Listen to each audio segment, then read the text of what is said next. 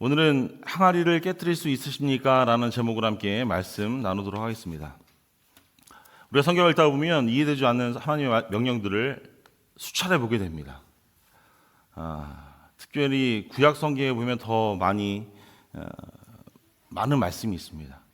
제가 예를 하나 들어서 예레미야서 32장 말씀 보시면요, 1절 5절 말씀 가운데 이런 명령이 있습니다. 하나님은 선지자에게 당혹스러운 명령을 합니다. 어떤 명령이냐면 왕에게 가서 어떤 말을 전하라고 하는데 그 말인즉슨 나라가 망할 것이니라 라는 이야기를 전하라는 것입니다.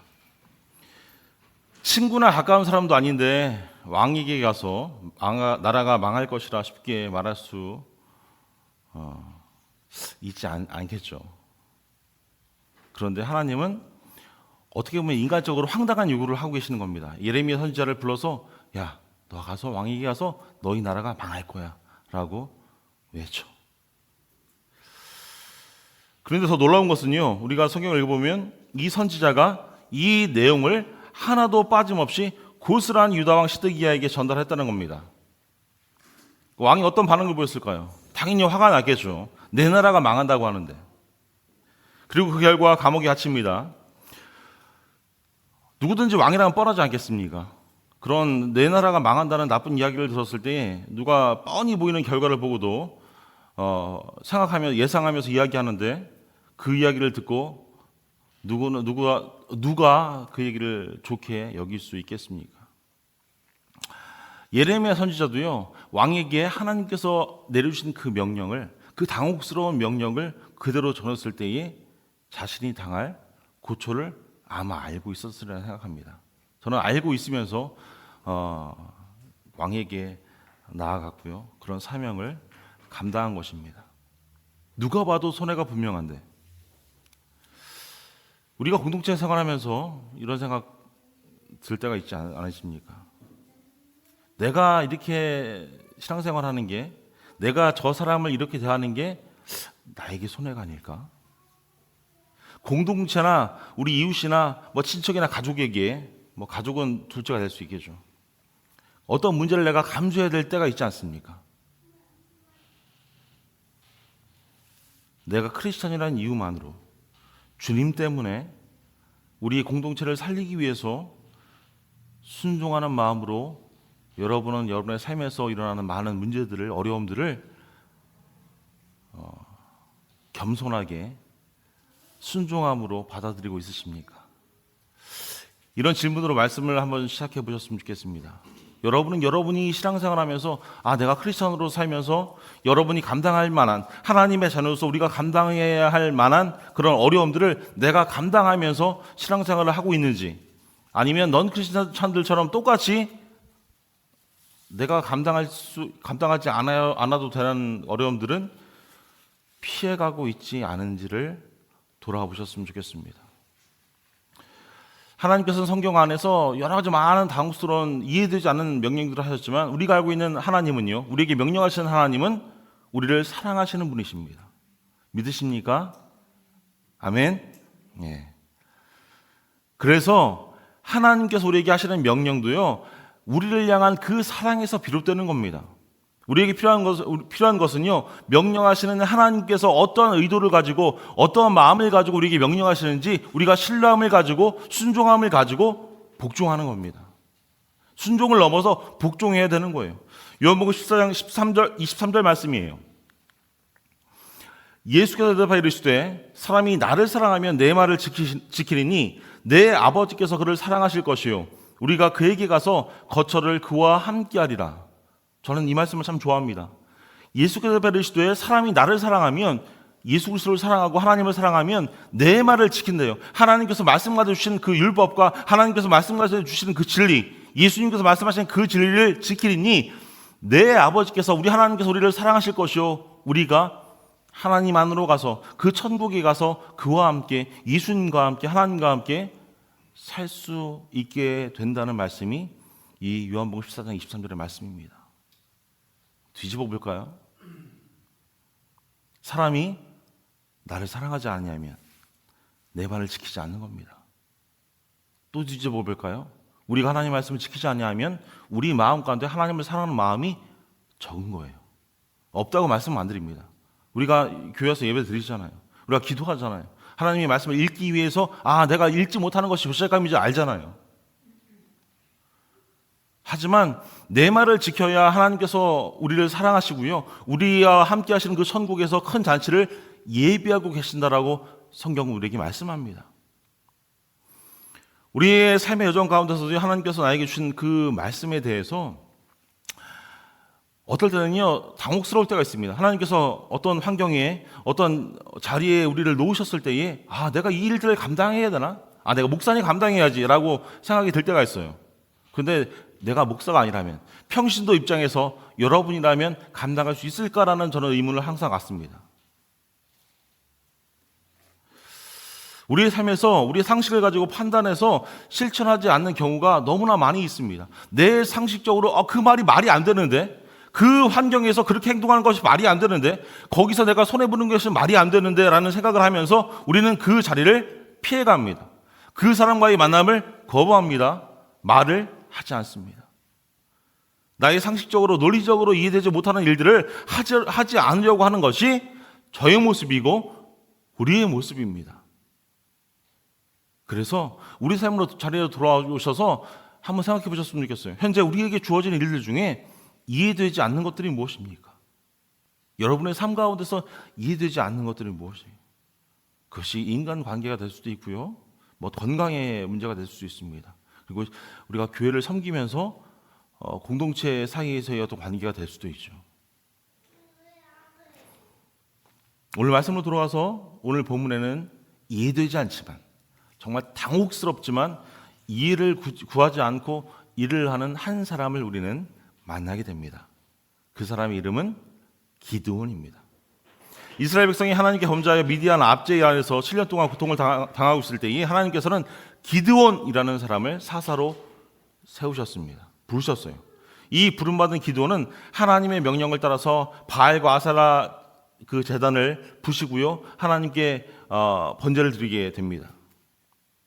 근데 우리가 말씀을 쭉 읽어보시면요, 아마 아시겠지만 기드온이 사사로 뽑혔다고 하니까 성경을 잘 모르시는 분들은 기드온에게 사사가 될 만한 무언가 뚜렷한 어떤 자격, 어떤 조건, 좋은 믿음을 가졌을 것이라고 지레짐작하실 수 있습니다. 저도 처음에 성경을 읽었을 때는요, 모든 사사들이 하나님께서 보시기에 합하고 뛰어난 종이었기 때문에 그들을 선택하여 주셔서 하나님의 일에 쓰이는 도구로 삼아 주셨다고 생각합니다. 했습니다. 저는 목사로 소명을 받았을 때 그런 생각을 했어요. 나는 하나님의 도구로 쓰임 못 받을 것 같은데, 부족한데. 근데 성경을 읽다 보니까 나도 쓰실 수 있구나라는 생각이 들었어요. 왜요? 이런 사사들의 모습을 보니까 좋은 믿음을 가졌을 것이라고, 어떤 좋은 행실을 가졌을 것이라고, 어떤 조건을 충분히 갖췄으리라고 우리는 생각합니다. 하지만 사실은 기도는 정반대였습니다. 기도는 믿음이 전혀 없는 사람이었어요. 우리가 읽고 있는 7장 앞장의 6장 말씀만 보더라도요, 기도는 처음부터 하나님에 대한 믿음과 지식이 전혀 없었습니다. 그래서 하나님께서 자신에게 어떤 영감을 주셨을 때에, 말씀하셨을 때에 이것이 정말 하나님께서 나에게 주신 말씀인가? 하나님께서 나에게 주신 지혜인가? 마음인가? 몰랐기 때문에 하나님을 테스트합니다. 그 테스트는 6장의 말씀을 집에 가서 읽어보셨으면 좋겠습니다. 그런데 하나님은 어떠한 대꾸나 책망도 없이 기드온이 하자는 대로, 기드온이 원하는 대로 응해 줍니다. 우리가 이 말씀 보면서 하나님은 우리가 무섭다거나 멀리 계시다고 느껴지지 않습니다. 참 가까이 계시는 분, 잘못했지만 응석바지처럼 보이지만, 어린아이처럼 보이지만 그것을 들어주고 이해시켜 주시는 분, 그런 분으로 이해할 수 있습니다. 그런 자를 하나님께서 선택하여 주셨고, 기드온은 미디안과 아말렉 그 동방에 연합군 13만 5천 명이 전투를 이끌게 됩니다. 근데 12절 말씀 보시면 우리가 읽지 않았지만 그 연합군의 규모는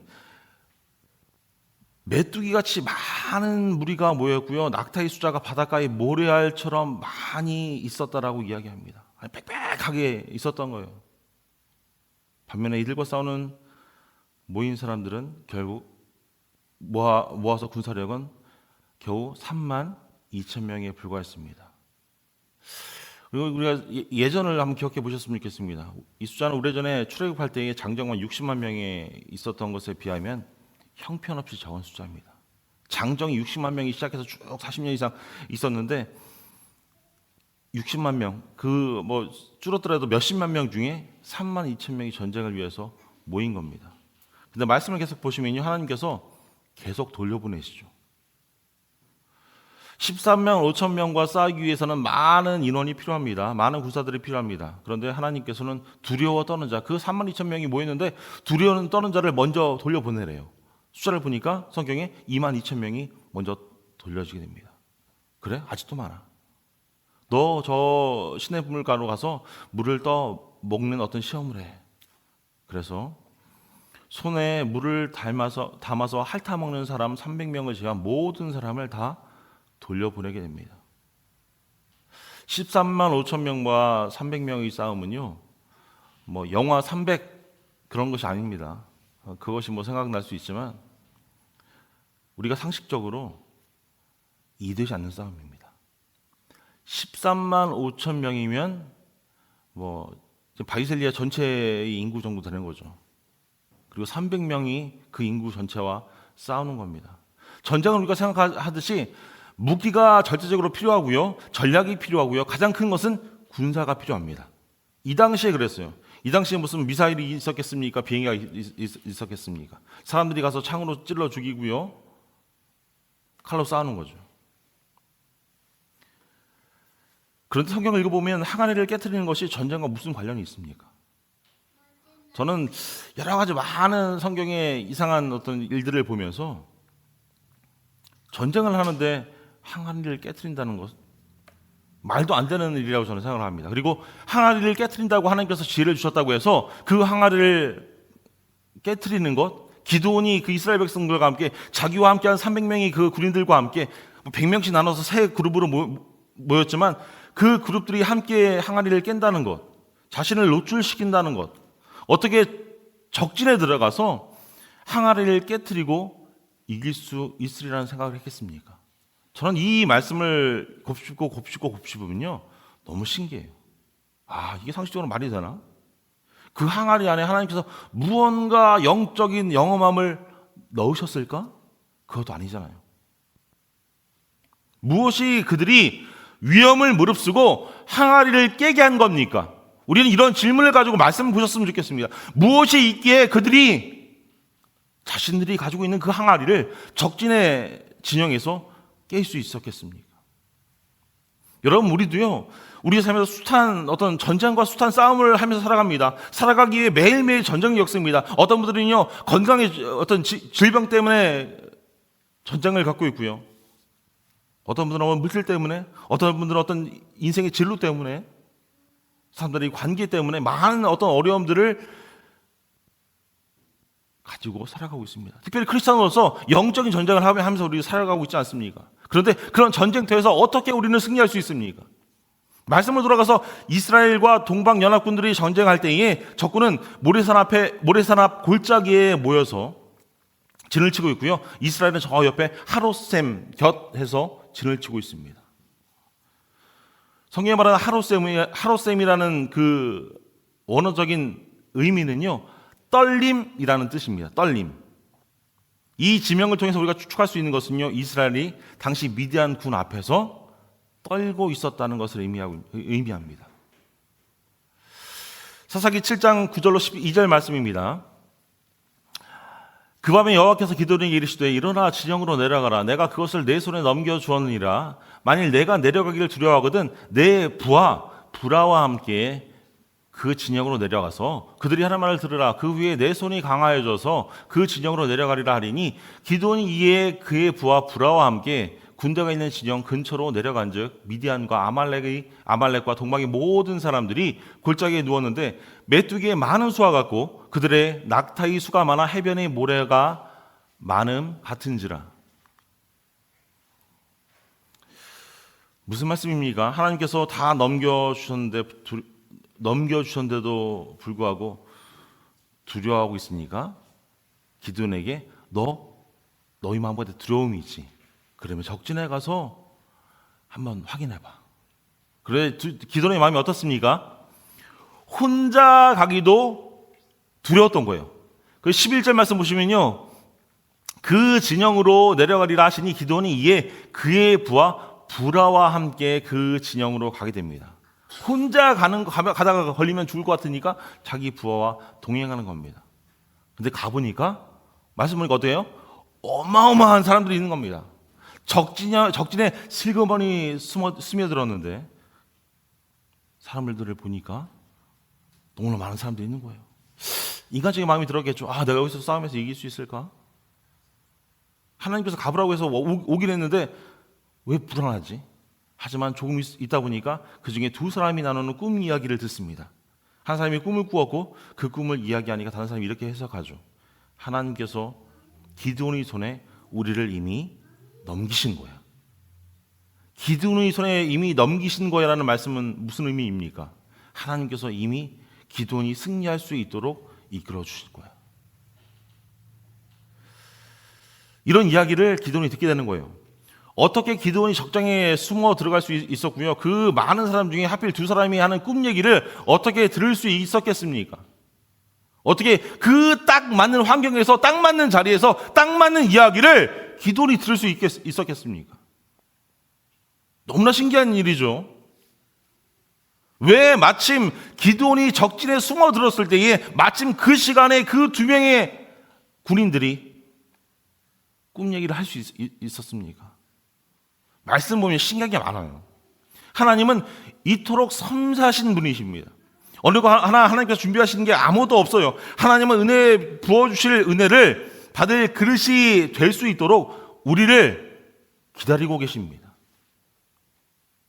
이미 하나님께서는요, 그 연합군들의 마음 가운데 적들의 마음에 두려움을 심어 놓으셨습니다. 하나님께서 우리를 기드온의 손에 넘겨주셨어.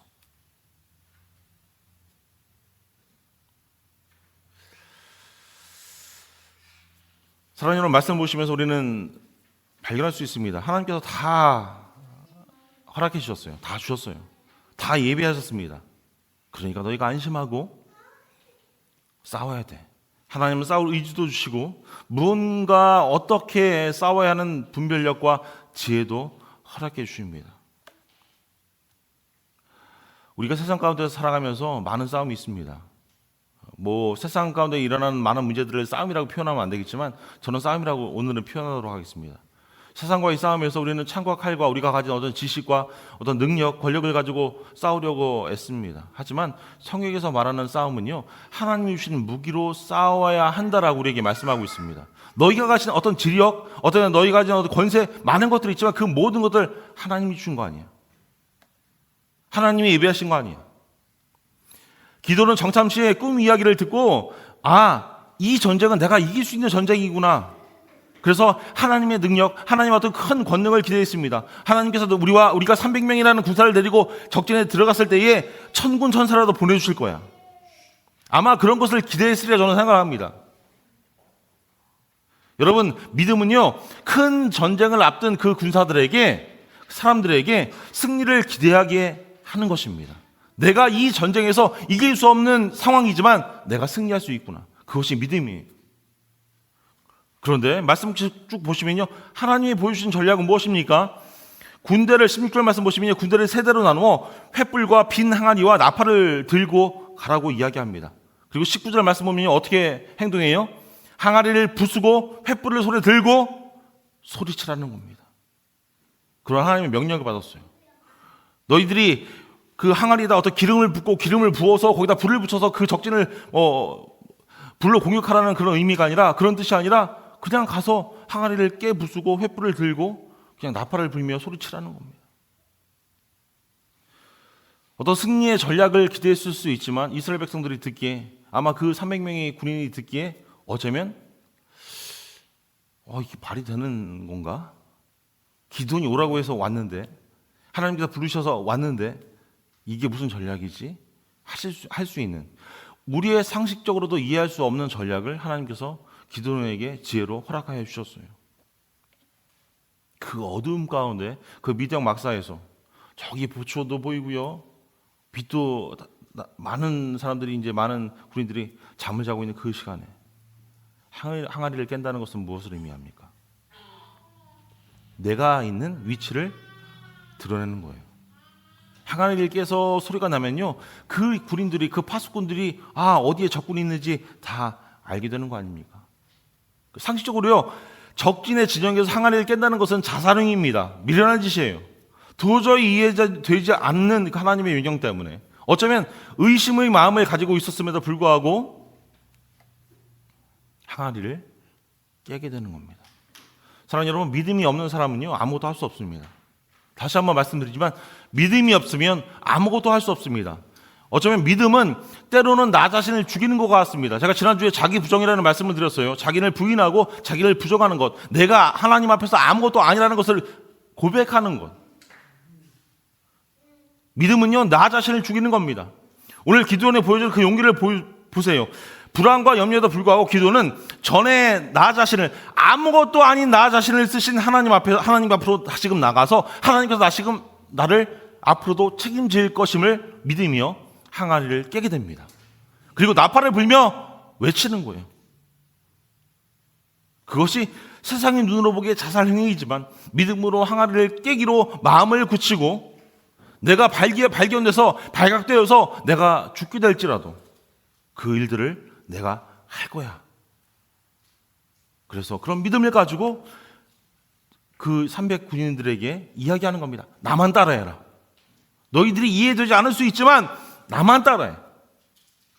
군대를 세대로 나누어 적진영을 포기하고 교대 시간에 나팔을 불며 항아리를 깹니다. 저는 항아리를 깬 그 모습을 보면서 우리는 생각할 수 있습니다. 하나님에 대한 믿음도 있지만 그가 항아리를 깬 그런 행동을 보면서 자신이 가졌던 두려움을 전 깬 것이라고 믿습니다. 횃불을 높이 드는 것은요, 하나님을 높이 들었다고 저는 믿습니다. 믿음은 깨트리는 것입니다. 우리 안에 있는 두려움을 깨트리는 거예요. 우리 안에 있는 억압과 어떤 불안함을 깨트리는 겁니다. 믿음이 없으면 사랑하는 여러분, 우리는 절대로 깨트릴 수 없습니다. 그래서 믿음이 있어야 그 모든 상황들을 깨트릴 수 있는 거예요. 기도원이 그것을 우리에게 보여주었습니다. 사랑하는 여러분, 우리 삶에서 깨트려야 될 여러분의 항아리가 무엇입니까? 불안해서 내가 깨트리면 안 될 것 같은 것들이 무엇이 있으십니까? 항아리를 깨고 내 자신을 드러내며 살아가고 있으십니까? 제가 지난주도 말씀드리고 지난주도 말씀드렸어요. 우리가 크리스찬으로 살면서 크리스찬임을 여러분은 정말 세상에 드러내고 살아가고 있으십니까? 내가 세상에 살면 예수를 믿고 있다는 사실을 드러내고 살아가십니까? 하나님께서요, 이 기도의 모습을 보고 저와 여러분들의 모습을 보면서 이런 마음을 가지고 있는 거예요. 너희가 항아리를 깨면 내가 미디안을 깨트릴 거야. 그 연합군을 내가 깨트릴 거야. 오늘 사랑 우리에게 말씀하십니다. 너희가 너희 마음 가운데 있는, 너희가 들고 있는 그 항아리를 깨면 너희 삶에 있는 모든 문제들을 내가 깨트릴 거야. 내가 해결해 줄 거야. 그것이 하나님의 마음이에요. 사랑하는 여러분, 우리는 두려움과 걱정과 염려와 욕심과 우리 자아에 숨겨둔 그런 것들을 깨트리지 않기 위해 소중히 감싸고 있습니다. 하나님의 능하신 팔 안에 하나님의 능력을 우리가 믿는다면 항아리는 우리는 깰 수 있는 거예요. 우리가 꼭 붙잡고 있는 것, 이거 절대로 깨지면 안 되는데. 하나님은 기도를 선택해서 믿음을 주십니다. 적의 숫자에 두려워하는 기도원에게 꿈 이야기를 들려주시게 하시고요, 승리를 확신케 하시고요, 자신이 가졌던 그 많은 것들, 모든 것들 다 포기하며 하나님께 나아가 말도 안 되는 상황 가운데 나아가 믿음을 가지고 깨트리게 하십니다. 사랑하는 여러분, 우리가 믿음이라는 것을 이야기할 때요, 믿음에 대해서 착각하지 않으셨으면 좋겠습니다.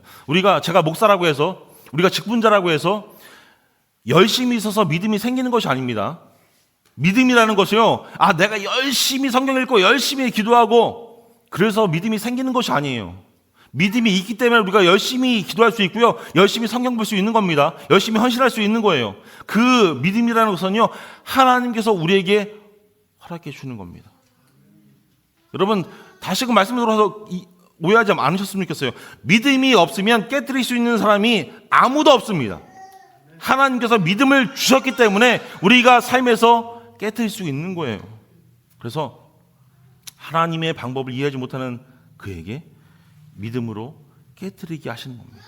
그 결과 어떻습니까? 믿음으로 하나님을 깨뜨리니까 우리의 생각에 우리의 위치가 다 고스란히 드러났으니까 금방 죽겠구나 라고 생각할 수 있지만, 적군은 자다가 일어나서 칼로 다 서로 친구들을 베고 죽이고 도망하게 됩니다. 사랑하는 여러분, 하나님이 주시는 믿음은요, 우리를 깨트릴 수 있습니다. 하나님이 주신 능력으로만 우리를 깨트릴 수 있어요. 내가 열심히 20년, 30년, 40년 신앙생활하고 목회생활을 했는데 우리의 모습은 하나도 깨트림이 없이 예전의 모습 그대로, 반질반질한 모습 그대로 우리가 살아가고 있지는 않습니까?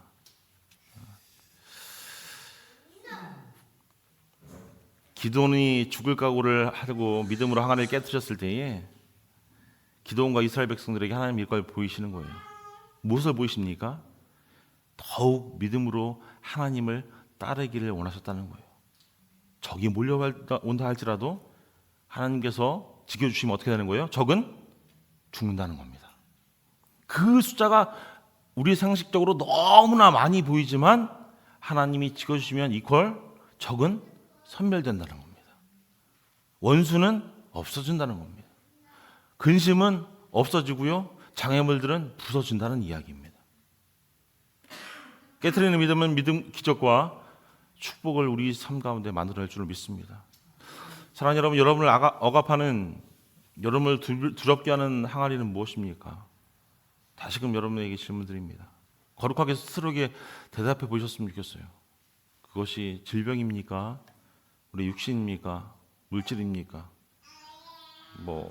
겉의 모습, 외모입니까? 오늘 우리 주님은 그것을 깨라고 하십니다. 아멜리아가 저보다 소리 더 크네. 바라기는 믿음으로 담대히 그것을 깨뜨리십시오. 우리 사랑하는 가족들이 믿음으로 담대히 여러분이 가졌던 어떤 두려움과 어려움들을 깨뜨리셨으면 좋겠습니다. 하나님은 우리를 둘러싸고 있는 억압의 항아리를 깨뜨리고 싶어 하시고요, 그것이 하나님 마음이고 우리를 보호하시고 함께 하시길 원하시는 것이 하나님 마음인 줄 믿습니다. 그래서 그것이 우리가 깨어야 될 항아리가 감당하기 힘들지라도 우리가 깨뜨렸을 때에 하나님은 우리를 깨끗게 하시고 우리에게 승리를 허락해 줄 줄로 믿습니다. 우리는 감당할 수 없습니다. 하지만 하나님께서 우리에게 온전한 믿음을 허락하시면 감당할 수 있고요, 하나님은 항아리를 깨트리게 할 수 있는 그 믿음을 그냥 두셔도 돼요. 깨트리게 할 수 있는 그 믿음을 우리에게 허락해 주시는 분이신 줄 믿습니다. 근데 그 일들을 위해서 여러분이 기도하셨으면 좋겠어요. 그 일들을 위해서 말씀 보십시오. 제가 이렇게 말씀드리면 아까 목사님 말씀하신 거랑 거꾸로 아닙니까? 라고 하실 수 있지만 그렇게 열심히 하나님께 보이셨으면 좋겠어요.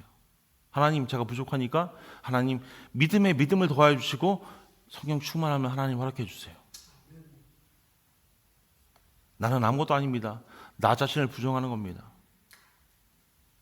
여러분, 믿음으로 다시금 말씀드리지만 항아리를 깨뜨리시길 축원합니다. 여러분이 그 항아리를 믿음으로 깨뜨렸을 때에 하나님께서 하늘 창호를 열어서 복의 복을 더하여 주실 줄 믿어요. 오늘 그 복을 우리가 함께 누리셨으면 좋겠습니다. 내 자의 욕심과 불순종과 두려움의 항아리를 깨워버리십시오. 하나님이 밝히라 명하신 그 횃불을 밝히십시오. 하나님의 자녀라는 그 나팔을 이 땅 가운데 부십시오. 내가 하나님의 자녀, 나는 예수 믿는 사람, 나는 크리스찬입니다라는 그 사실을 밝히십시오. 그러면서 하나님의 말씀 가운데 겸손히 나아가십시오. 믿음 가운데 하나님께 나아가십시오. 말씀 마무리 짓겠습니다. 사랑하는 여러분, 우리가 가진 믿음은요, 특정 어떤 어려운 상황에만 반응하는 것이 아니라 모든 상황 가운데 우리는 반응해야 하는 것이 믿음입니다. 참된 믿음이란 내 삶 가운데 무슨 일이 생겨도 좋아라는 그런 자세를 가져야 하는 겁니다. 제가 말씀드리지만 어려운 거 알아요. 우리는 우리가 생각한 어떤 틀, 우리가 생각하는 그 예상, 그것을 가지고 살아갑니다. 그러나 내 뜻대로, 내 생각대로 되지 않는 것이 오히려 그것이 정상일 수 있습니다. 그래서 참된 믿음은요, 그 상황을 우리가 인간적인 노력으로 통제하는 것이 아니라 그 상황을 그냥 누리는 겁니다. 안 됐어? 내 마음대로 안 됐어? 이게 하나님 뜻이구나 라는 것을 인정하는 거예요. 어떤 상황이 와도 하지만 넉넉히 이길 수 있다는 어떤 확신이 믿음인 것입니다. 우리가 운동하다 보면요, 실력 있는 사람들은요, 어떤 코스에 어떤 방식의 공격이 와도요, 방어가 가능합니다.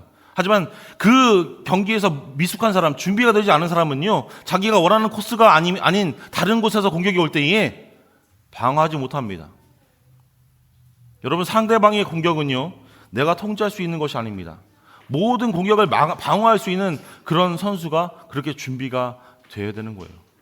그래서 우리에게는 오늘 성경에서 우리에게 보여주는 기드온과 같은 믿음이 우리에게 요구되는 겁니다.